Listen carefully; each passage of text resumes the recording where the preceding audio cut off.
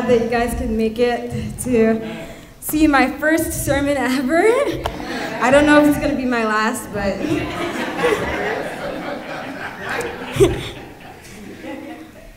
But yeah, I'm just so glad that all of you guys can make it. I'd like to give thanks to those who participated in the sermon. Praise team for doing what they do best, singing every Saturday. Wyatt for doing the children's story. My sister for reading the scripture reading, and Children of the Cross for singing with me. I know this is probably going to be one of the last times, so I really appreciate that. Amen. And I also want to thank especially those who have helped me complete the sermon, have really pushed me to write this. I know I've been procrastinating for a while, so that's just something I do, but I'm glad that I had these two people to help me complete the sermon, and for that I'd like to thank my dad who's sitting right there, and also my cousin Temwa. She's the one who really pushed me to do it, gave me some insight, and I'm glad for that. Amen. So before we start, I'd just like to say a word of prayer. Thank you, Jesus, for the whole day with us. Thank you for giving me this opportunity, even though you know that I don't deserve it, but thank you for seeing me as somebody who's worthy of spreading your message, and just thank you for blessing us all today. Thank you for keeping us alive, giving us life, and just help me to get rid of my nerves and just do what you want me to do. Help me to say what is supposed to be said. Don't let it be me, but let it be you. In Jesus' name, amen. Amen. Okay, to start off, I'd like to start by asking a couple of rhetorical questions just to get you guys thinking a little bit. When you think about farming and gardening and things like that, what comes to your mind? When you might think of the 4 seasons that affect a plant when it's growing, right? Or you might think of the harvest that comes after the plant has been grown. You might even think of the time and dedication that it takes a farmer or a gardener to grow that specific crop and make it so that it can reach its full potential. Well, whatever you guys are thinking about, it always starts with a beginning. And that beginning is the sowing of the seed. Nowadays, when you see farmers or gardeners, they have these fancy tools and machinery to do all of that sowing for them, right? And usually because of that, it ends up in the soil that it was intended to go. But all the way back then, in the times of the Bible, each and every farmer had to sow each seed with their own hands. And because of that, there were four potential places that the seed would end up because of human error, naturally. So, and those 4 places were the pathway that you would walk along, the rocky soil, the thorny area, and lastly, the good soil. These types of soils can metaphorically represent our hearts. And the way that the soil takes in the seed and grows it can also be a representation of how our hearts take in the Word of God. Amen. So what do I mean by a metaphor? I mean that this parable that I'm about to tell you about can be a representation for what we do whenever we hear the Word of God. Just to give you some background as to what I'm going to be talking about, I'll tell you what was going on moments before Jesus was telling the parable that I'm about to tell you. So Jesus was, walking along the streets with his disciples, and he came across a man, and his hand was broken. So he went and did a miracle, and he healed it for him. And because of that, Jesus drew a crowd, like he always does. He draws a crowd. And so Jesus took this as an opportunity to tell the people about, his work. He told them, he took it as an opportunity to tell them about a parable that he'd been having. So he sat them down, and he went into the lake because, the crowd was big, and he started telling this parable. I'd like to call on my sister Tapiwasa to come and read the scripture reading one more time for us and give us a background to what we're going to be talking about. Can you please come up?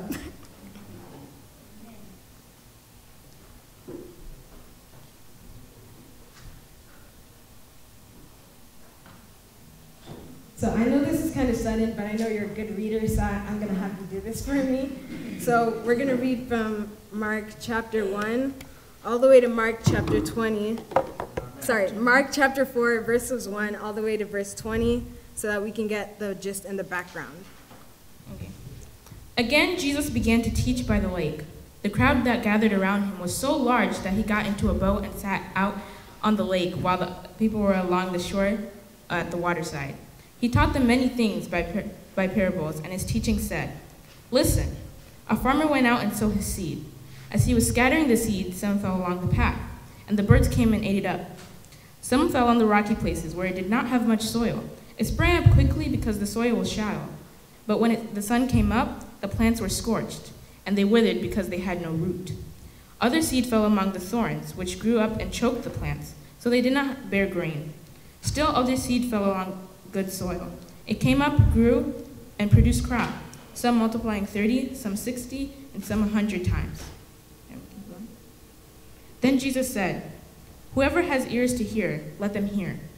When he was alone, the 12 and the others sat around him and asked him about the parables. He told them, "The secret of the kingdom of God has been given to you, but those out on the outside, everything is said in parables, so that they may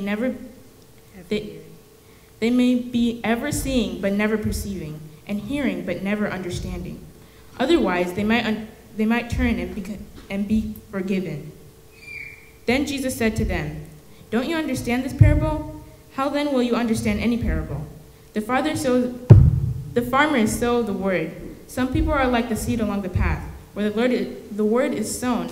As soon as they hear it, Satan comes and takes away the word that is sown to them. Others, like seed sown on rocky places, hear the word at once and receive it with joy. But since they have no root, they last only a short time. When trouble or persecution comes because of the word, they quickly fall away. Still others, seed like sown among thorns, hear the word. But the worries of this life, the deceitfulness of wealth, and the desires for other things come and choke the word, making it unfruitful. Others, like the seed sown on good soil, hear the word, accept it, and produce crop, some 30, some 60, some 100 times what was sown." Thank you very much, Chitaya. So I had her read the entire thing. I feel like maybe you guys think it's excessive, but I feel like it's important that we read the entire thing so that we could really understand what Jesus was trying to say right there.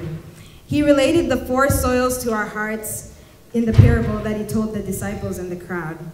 There are 4 soils giving us 4 attitudes to choose from when receiving the word of God.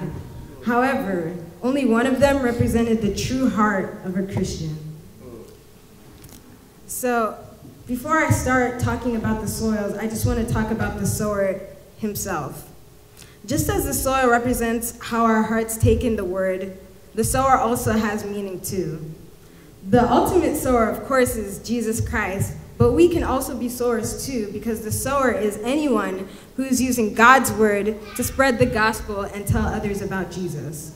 This is the ministry that God has called each and every one of us to do, using our talents in our own ways and shapes and forms.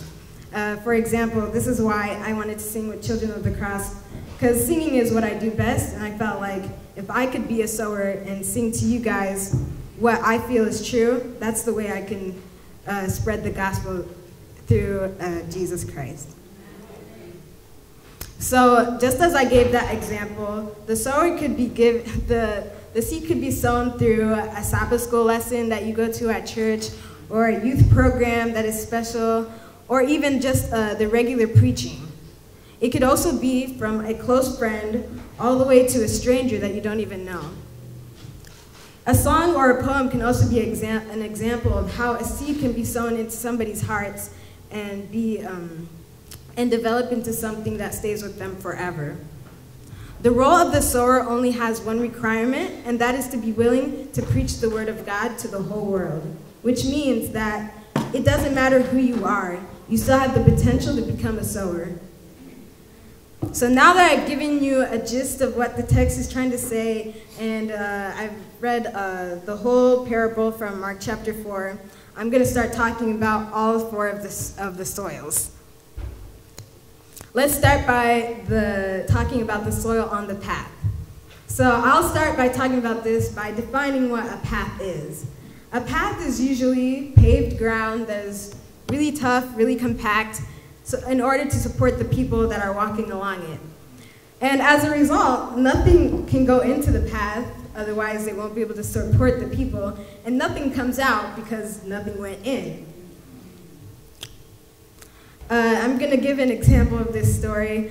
I don't even know how long, but several years ago, I went to Malawi with me and my family, and at the person's house, we were going to wake up early in the morning so that we could walk to church. It was maybe less than a mile away. So we started walking, and we were walking on the dirt roads, of course, and we were right next to the farms on either side, and it was a beautiful morning. So I remember that day very clear, and you could see that people were starting to farm, right? And that the seeds were sprouting a little bit. But farther down the road, you could also see that some seed hadn't fallen into the right spot into where they were growing. And you could also see a bunch of birds frantically pecking at the ground and taking away the seed as soon as it was on the ground. And that picture really came to mind as I was reading Mark chapter 4 and verse 4, as it says, the birds swoop in and take the seed right out. So as you can see in Mark chapter 4, what they're trying to say is that the people who represent their hearts as the soil and the path make their hearts hard and compact in order to shield the word of God away from them. They're not accepting of what other people are trying to say, and oftentimes they feel like they are above the word of God, or they feel like it is not for them. So they shield themselves out and cut themselves off from whatever has to do with Christianity. I urge you guys not to become like the people on the path, because when that happens, we close ourselves off to new ideas, and we close ourselves off to what could potentially be our saving grace, you know what I mean? So that is why the soil on the path is not the soil that is good for a Christian. Amen. Amen. And just like the path, there is also the soil in the rocks. It is a difficult place to sow the seed of Christianity. When planting in the rocks, you may first feel like your plant is rooted deep in the soil, and you might feel good, like, oh yeah, that one's gonna grow a good crop. I know that one's gonna surpass everyone. But over time, you see that the plant springs up, but soon gets scorched by the sun because it cannot handle the heat of the sun, and it was not actually rooted deep. It was being cut off by the rocks in the soil. You may fall into the trap of taking in the word like the rocky soil takes in the seed. And these traps come in many different shapes and sizes. It could be the distractions of this world that come in the forms of trials and tribulations that you never expected, that come almost in an instant. It could also be that your seed was rooted for the wrong reasons. Let me give you some examples of seeds that are rooted for the wrong reasons. A good example of this one is relationships. When we get into a relationship and see that the other person is going to church and we think, oh, I guess if I go to church, this one's gonna like me better. And we sow that seed of artificial Christianity, and it never springs up to its full potential because it was never meant to spring up in the first place. Another example of seeds that are sown for the wrong reasons are leadership positions in the church. I know this is a sticky topic, so when we start to sow our seed in order to get ahead, or in order to try and fight for authority, we become shaded by that thinking, and it turns out to be that artificial Christianity. Amen. So I wanted to say the seed that is sown in the rocky soil is cut off by our ulterior motives instead of growing because we were really genuine in the first place. That is why it's important to realize that our foundation needs to be rooted in the Word of God rather than other things in order for it to grow before it is too late. Amen. So similar to the rocky soil, there is the soil that is grown in a thorny area. The thorns can lead you down the path of destruction no matter how careful you are in your journey. That is what is different about the soil and the thorns and the soil and the rocks in the path. The soil and the thorns starts as good soil. It's not planted in bad soil. Your intentions are pure at first. But as the plant grows and the vines start to grow from either side, you are strangled by the thorns and you see that the distractions are pulling you further and further away from God and the Word of God. So these thorns can serve as distractions in our everyday lives, just as the thorns in the parable. And just like the plant grows, the thorns also grow slowly. So it might be easy to take away these thorns at first, and we might think, oh, they're not going to get me. I'm ahead of that. I'm rooted in the Word of God. But soon, as your spirituality grows, so do the thorns. And it might become harder and harder to get rid of those thorns as you grow. Some examples of this are peer pressures at school or anywhere that you are. Amen. Someone might make you think that something is good at first, and you might partake in it, just say, oh, just once, I'll get rid of it later. Just this one time. Okay, maybe just the next time, and then I'll get rid of it. And sooner or later, you find yourself spiraling into a path of destruction that you never intended to even go into. Another example of this is society standards or beauty standards that you try and meet. You say, oh, let me just buy this dress just to look nice for this one person. Oh, let me do this thing so that somebody can see that I look good in whatever I'm doing. And sooner or later, that becomes your main focus, just like almost the path in the rocky soil. And you start to see that that person had been rooted in the Word of God, but was taken away by distractions that the world provides. Amen. Even in your work life or your school life, you can strive for success, but you have to give God the glory. Amen. Because it is not you who made that success, it's God. Amen. And when we think it is us, that is when the thorns start to entangle us and distract us from what was true. So even phones and electronics can become distractions. I'm not even going to get into that because you already know that there's a number of ways that electronics and phones can become a distraction from the Word of God. Amen. But realizing these distractions is the only way to get on the path to good soil. I'd invite you guys to turn to Isaiah 6, verses 4 through 10, and we're going to read what it says.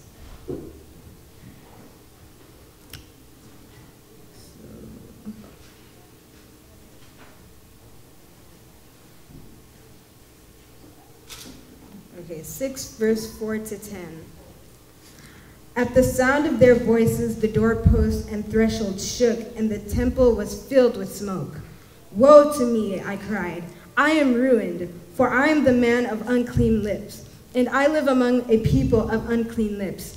And my eyes have seen the King, the Lord Almighty. Then one of the seraphim flew to me with live coal in his hand, which he had taken with tongs from the altar, which he touched with my mouth and said, "See, this has touched your lips. Your guilt has been taken away and your sins atoned for." Then I heard the voice of the Lord saying, "Whom shall I send, and whom will go for us?" And I said, "Here I am, send me." He said, "Go and tell this people, be ever hearing but never understanding, be ever seeing but never perceiving." So this is giving us words of encouragement that all we need to do is admit to the Lord Almighty that we have these distractions, because we cannot get rid of them ourselves. Trust me, I've tried to get rid of these distractions myself and it has never worked. The only thing that we can do is call on the Lord God to give us that incentive to get rid of these distractions. Amen.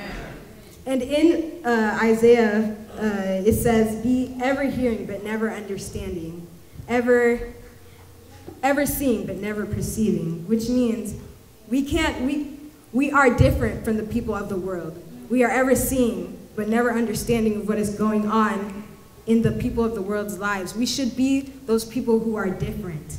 And that is what can only take us to being on the path to good soil. And unlike other soils in this parable, is the good soil, last but not least. There is no other ground suitable for growing a grounded and flourishing plant, just like the good soil is. Amen. It is the only soil that the sower intentionally chooses to grow his crop. A seed planted in the good soil goes deep beyond the surface. It plants itself deep in the fertile soil and continues to grow from the ground up. Wind, rain, and shine, it doesn't matter. It continues to grow to its fullest potential. Amen. And as time passes, the plant only gets better and better, and soon enough, it is able to bear fruit, large enough to share with everyone. Amen. So God wants us to be this fertile soil that he talks about in the Bible. And that is in order to spread the word of God to other people. Because when you bear fruit, what do you have? You have seeds in those fruits. And then, in turn, you can also become a sower for somebody else looking for the word of God. The goal of Christianity is to spread the gospel to every tribe and nation. Amen. But, of course, it has to start with yourself. You can't bear fruit, or you can't share fruit if you don't bear it. There's Amen. nothing to share if you don't Amen. bear it. So I'll turn to John 15:5 to solidify my point.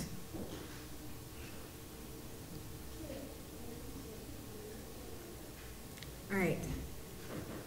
John 15:5 says, I am the vine, you are the branches. If you remain in me and I in you, you will bear much fruit. And apart from me, you can do nothing. So this recaps what I was trying to say. The ultimate sower is Jesus, of course. He is the vine and we are the branches, which means that everything comes from him. And apart from me, you can do nothing. That's all that this is about. As much as we want to become the good soil or stay away from becoming the bad soil, we cannot do it on our own. It's only because of him that we can even have a chance to become the good soil. So I'd like to wrap up by saying that each one of us has a choice to become any of the four soils, because each one of us has a choice to live our own lives, essentially. We can become like the path and shield our hearts from whatever God is trying to say to us. We can become like the rocky soil and only go into Christianity for these ulterior motives that only satisfy the world's standards. Or we can let the distractions of this world strangle us from becoming the Christian we've always wanted to become. We can also strive to become the good soil. It's not too late to become the good soil if you've been struggling in your spiritual journey. Jesus wants us to be able to bear fruit, and he only wants the best for us.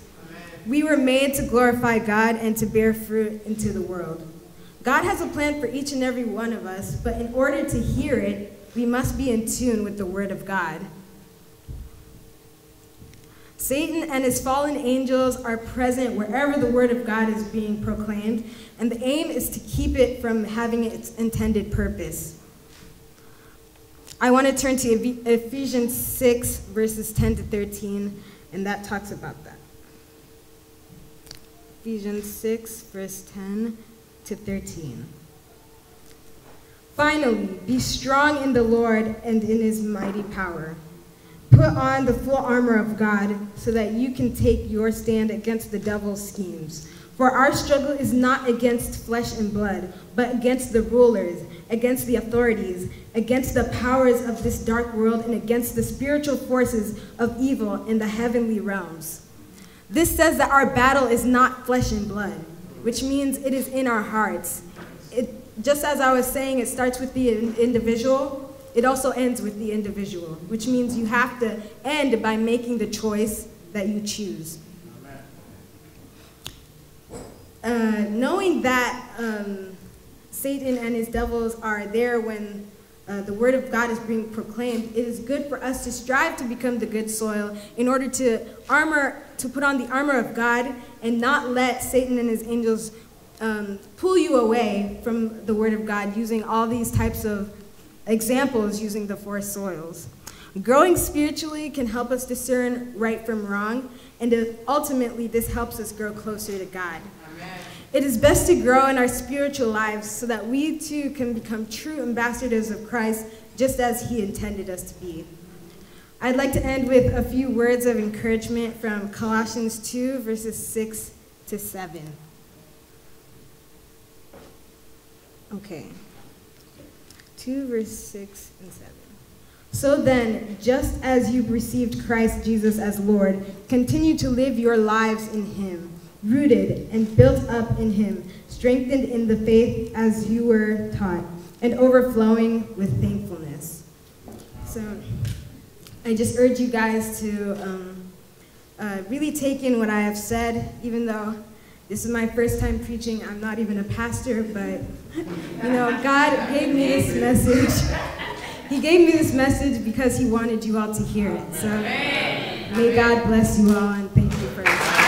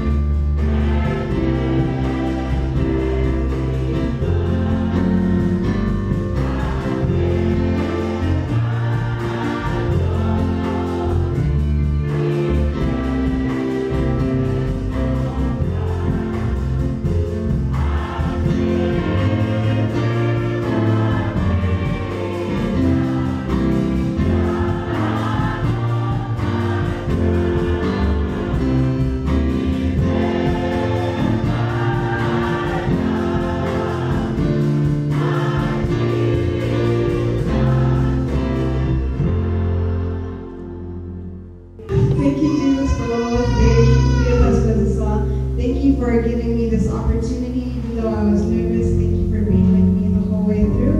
And thank you for never letting go of my hand as I did it.